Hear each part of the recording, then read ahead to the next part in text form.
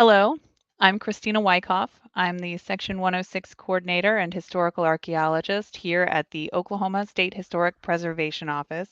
Welcome to our March Lunch and Learn presentation. Today I'm joined by Sara Werneke, our very own Tax Program Coordinator and Historic Preservation Architect.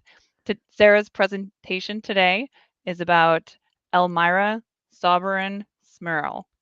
Scott. I'll let her pronounce that correctly for you. Thank you, Sara. No problem. Thank you, Christina. So, as Christina said, welcome everyone, and thank you all so much for being here. I'm Sara Werneke. I am the Historic Preservation Tax Incentives Program Coordinator and Historic Preservation Architect here at the Oklahoma State Historic Preservation Office. And in celebration of Women's History Month, we will be discussing the fascinating and pioneering female architect by the name of Elmira Sauberan Smyrl Scott. Please keep in mind that this recording will be, that this presentation will be recorded. So with that, I will turn off my, my camera and we'll begin. So who is Elmira Sauberan Smyrl or Scott?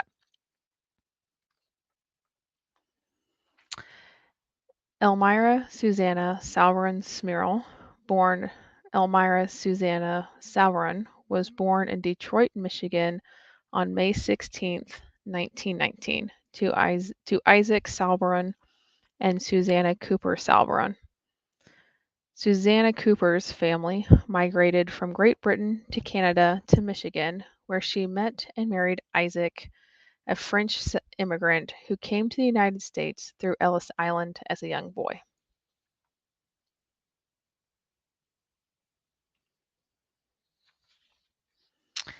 In her leisure time growing up, Elmira, who was known to her friends and family as Myra, enjoyed square dancing and enthusiastically participated in club dances and events.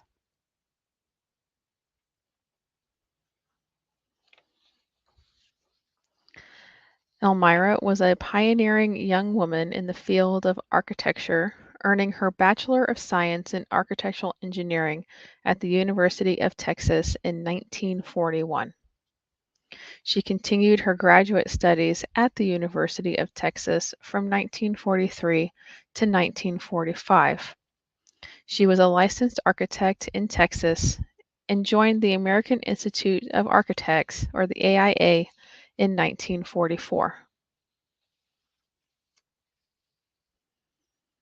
As one of the very few licensed female architects and professionals, she partnered with her college sweetheart and architect husband at the time, John Lynn Scott, in a small architectural firm in Austin, Texas, for 10 years.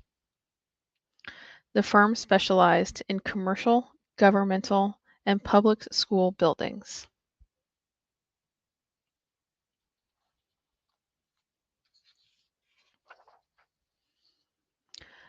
Plaques commemorating their work on several Austin public buildings remain today. While practicing architecture, she discovered her love for teaching, when she began her teaching career as a part-time architecture instructor at the University of Texas.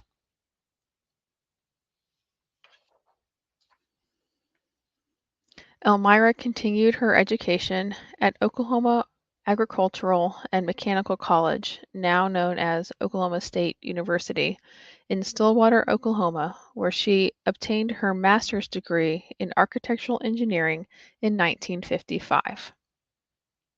Her thesis project was the design of a agricultural-based living and educational group home for children who were judged delinquent, with the hope of guiding them toward a better future.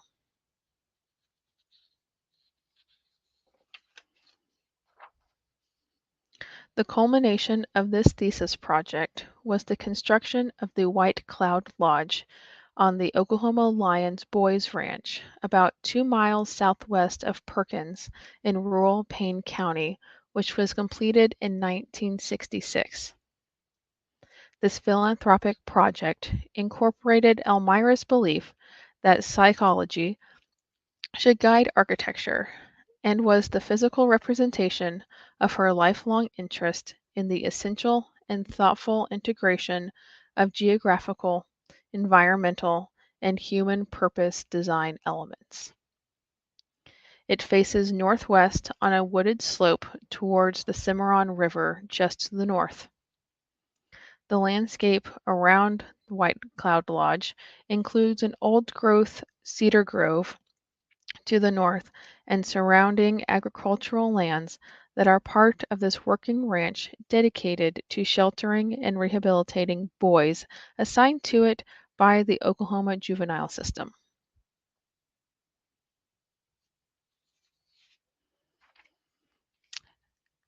Elmira stated of this project, the psychological approach is the only feasible way to analyze the architectural efficiency of the design.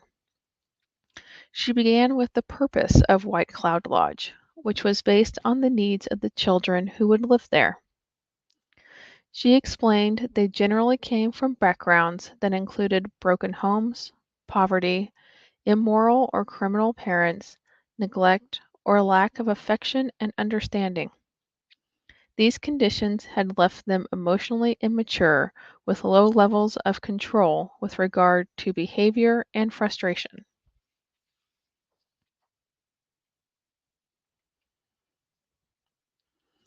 She aimed to design a group home that would be functional without being sterile or institutional.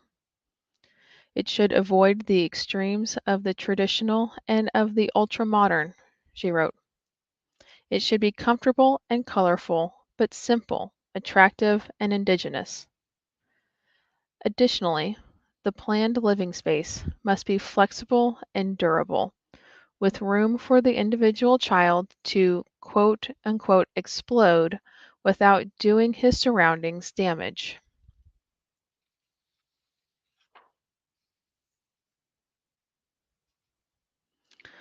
When it came to the actual building of the White Cloud Lodge, Elmira knew the home would largely be financed by donations, which were slowly being accumulated, and volunteers would probably provide much of the labor.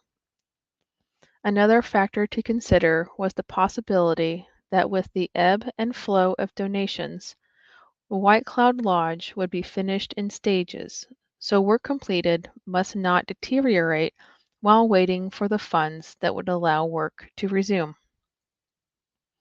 Because of this, when she was designing the structure, she referred to traditional agricultural construction methodologies that relied on workmen with low skill levels and simple tools, building with available and inexpensive materials whenever time allowed. Also, once finished, the building should be maintenance-free and damage-proof for at least 30 years, and in the event of a fire, it should be fire-resistant for up to 4 hours. After studying potential materials, she chose concrete for the foundations, walls, and roof because it best fit those requirements.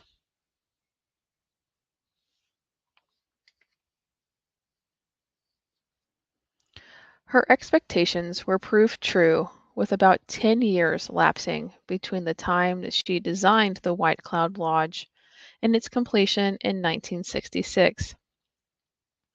Also true to her expectations, John Barta, a Payne County dairyman, was the primary builder. Her original design had included a flat roof, but at some point a barrel roof of concrete overlaid with asphalt was substituted. It also included regular fenestration pattern, but the finished irregular pattern on the northwest elevation suggested that the builders made changes as needed during construction.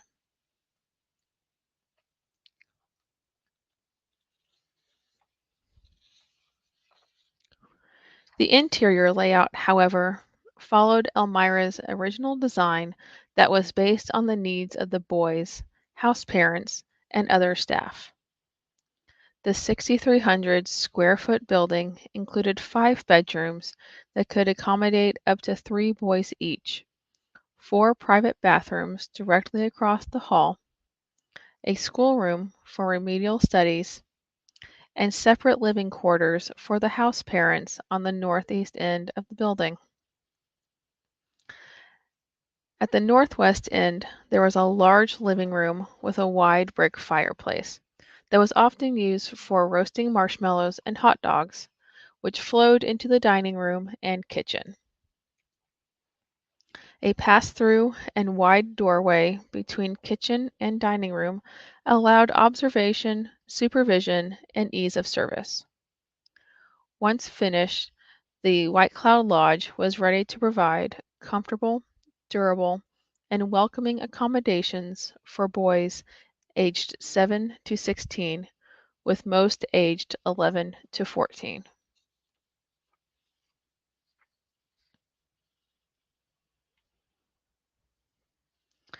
White Cloud Lodge now lives mostly vacant, used only for minor storage, but was listed in the National Register of Historic Places in 2010 at the local level of significance. It was listed under Criterion C for architecture as an excellent example of the work of pioneering female architect Elmira Sauberan Smyrl. It was also listed under Criterion Consideration G because construction was completed in 1966, making it less than 50 years old at the time of its listing. It was deserving of special consideration because it exemplifies the use of concrete on a segmental shell structure applied to a group home residence which remains architecturally unique in Payne County, Oklahoma.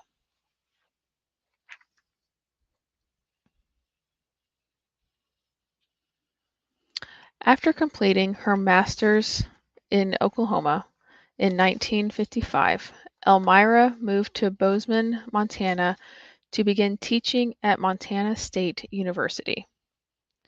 As a tenured professor in the Montana State Architectural Department, she taught until her retirement in 1986.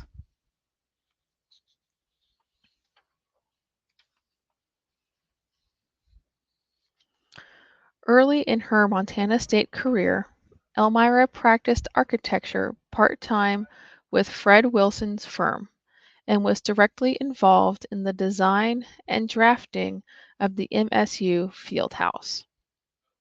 The Fieldhouse is a multi-purpose indoor home of the Montana State Bobcats of the Big Sky Conference and the primary venue for men's and women's basketball and indoor track and field. The arena regularly has numerous tournaments, concerts, plays, speaking engagements, and trade shows throughout the year, and it annually hosts the high school all-state volleyball tournament and the MSU Spring Rodeo.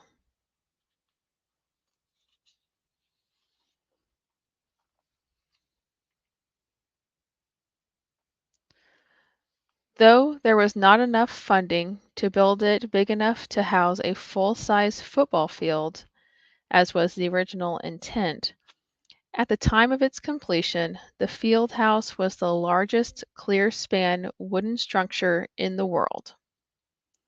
It has since been surpassed by other buildings such as the Walk-Up Sky Dome of Flagstaff, Arizona, and the Tacoma Dome in Tacoma, Washington. As a lifelong academic, she continued her studies while teaching and obtained a second master's degree in applied sciences at MSU.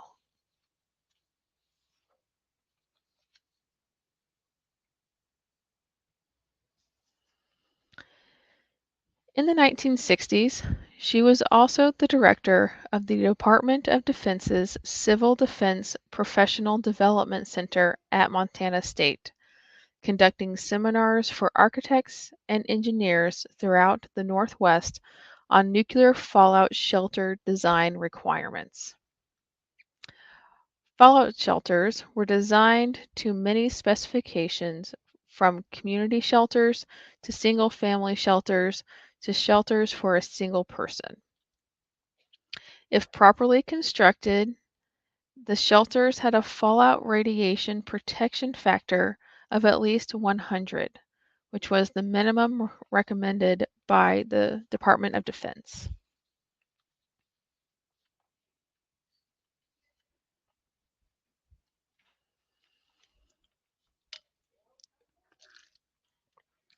Many factors went into choosing which shelter was best for the builder's needs and included how much space would be allocated for the shelter and how much space would be needed for the number of people to occupy the shelter.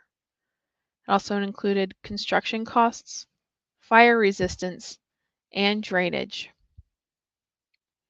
The range of Department of Defense do-it-yourself shelters that were designed and spec'd included, but were not limited to, the basement sand-filled lumber lean-to shelter, to the outside semi-mounded steel igloo shelter, to the below-ground new construction clay masonry shelter. She was also active as a consultant to the National Academy of Sciences Advisory Committee on Civil Defense, who were a consulting party in the design of the DoD fallout shelters.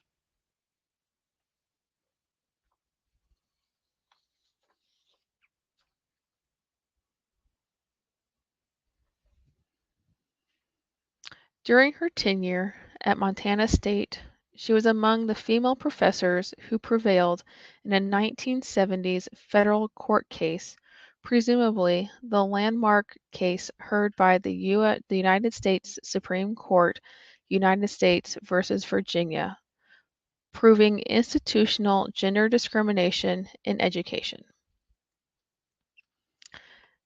This SCOTUS decision led to Congress passing Title IX of the Education Amendments of 1972, which states that no person in the United States shall, on the basis of sex, be excluded from participation in, be denied the benefits of, or be subjected to discrimination under any education program or activity receiving federal financial assistance. Elmira continued her education in the 1970s, commuting to Georgetown University in Washington, D.C. between teaching semesters to complete her coursework toward a doctorate of philosophy with a dissertation related to Kant's model of the mind.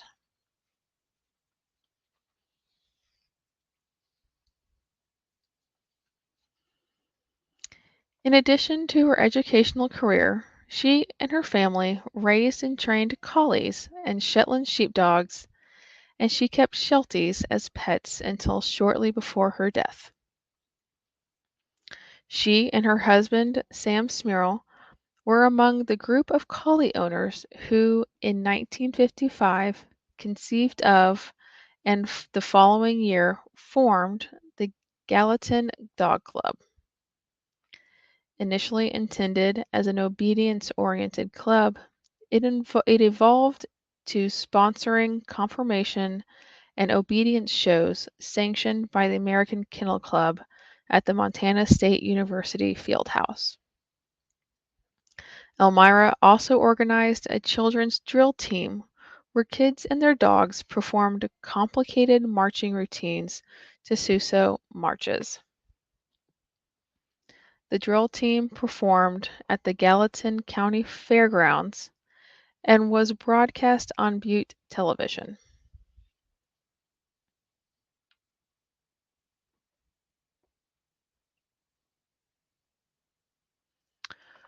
For leisure, she enjoyed her annual vacations to Canada and frequented Glacier and Yellowstone national parks.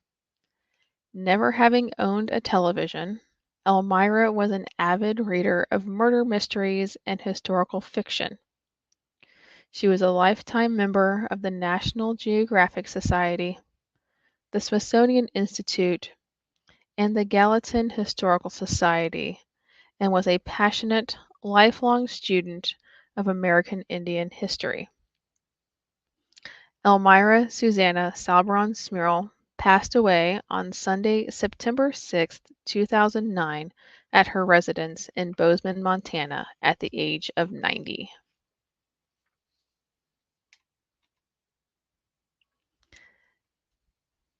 Thank you.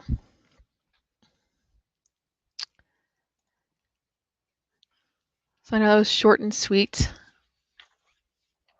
but Thank you, she Sara. was fascinating. Absolutely. I'm so glad that you shared the story of this fascinating and inspiring person, woman, Yes, engineer and architect. And yes, what a great month to share that story. right. I don't see any questions in the Q&A right now, but I will just ask one. Okay. Where could someone who's interested find information about other women in architecture or engineering in Oklahoma or in the country? All right. Yeah. So we have lots of resources here at the Oklahoma History Center. Our research library has many options for how to do research on various peoples.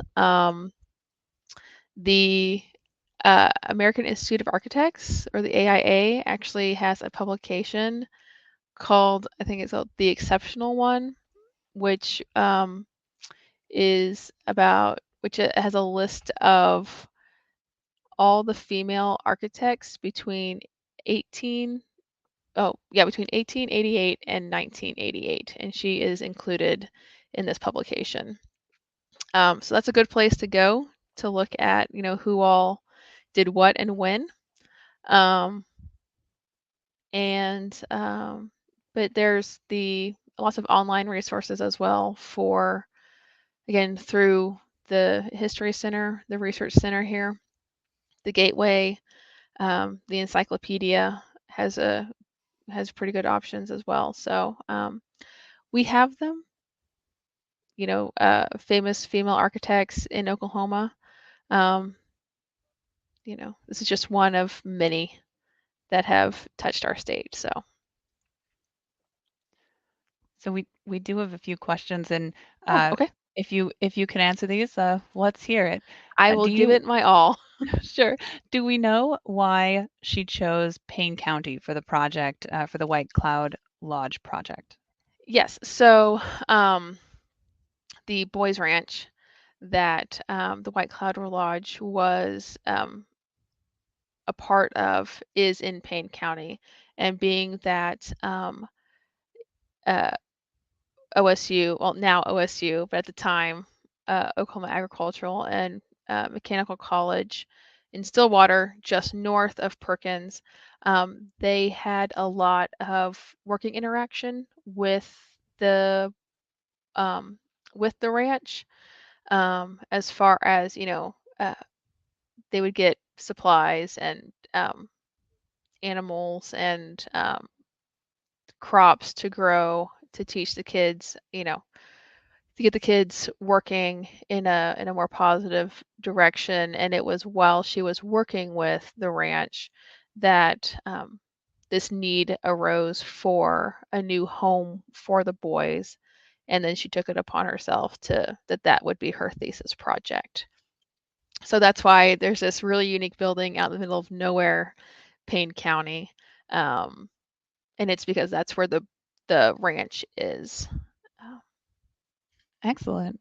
Uh, is that property, White Cloud Lodge, the only structure that we have remaining from her as an architect that she designed in the state of Oklahoma? to my knowledge, yes. And the last question that we have is, do we know, has she said, or did she say during her lifetime in a way that we have recorded, why she chose architecture, why she chose to be an architect? Nope. Nowhere in my research did I find where she said why. Um, but she We're was, glad to and she have was her. awesome. Right, and we're glad to have her as a pioneering um, female architect and engineer. So, That's wonderful. Those are all the questions that we have. Okay. Thank you Those are so good much for this questions. presentation. Yes, I'm so glad you shared this today. Uh, Yes. for anyone who's attended, thank you. Thank you for being here.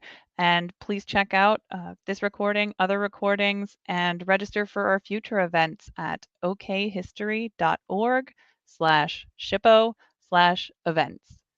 Thank you. Thank you.